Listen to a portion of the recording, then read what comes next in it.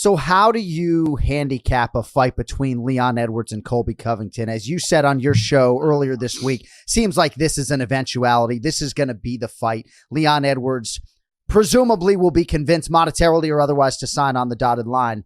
How do you handicap that fight? Because Leon Edwards, to me, is just a totally different beast than he was even 18 months ago. Without question. And I thought Teddy Atlas said it best. Remember that tweet? When somebody becomes a fighter, they automatically get 30% better. And that's because then it all sinks into the work that they've been doing. There's no more doubt, because your coaches tell you you're great and you feel like you're great and you have confidence, but maybe you've had ups and downs along the way. But then you become champion. And when you knock out the pound for pound the way that he did, all of a sudden it all clicks and you believe it all. So you do get better because the mind controls everything. It separates the men from the boys.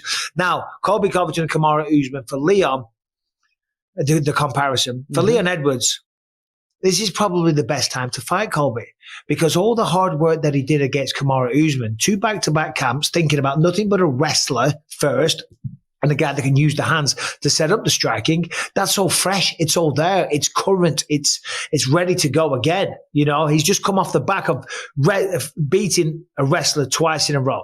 So parlay that into fighting Colby Covington. Now, Colby, I got to choose my words carefully because last thing I want to do is disrespect the champ Kamaru Usman because he'll forever be a champion, the career that he had.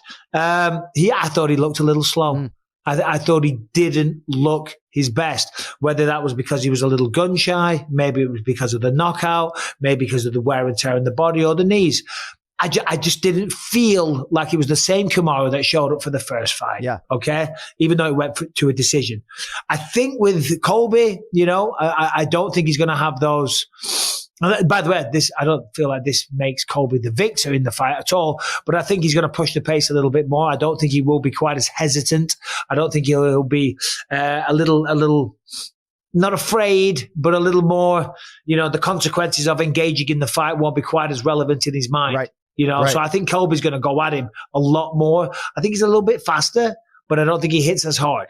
But still, I think the stamina, the pace that he can push, it does present a couple of slightly new problems for Leon, but essentially kind of a similar fight. It was an interesting conversation you had with Colby in terms of the nutrition being sort of at the forefront of his key to outlasting everybody, right? He's always told us, Colby has, that he had a third lung from the time he was playing soccer when he was 8 years old. But I thought it was interesting that he led the dance with his diet when you guys had that conversation.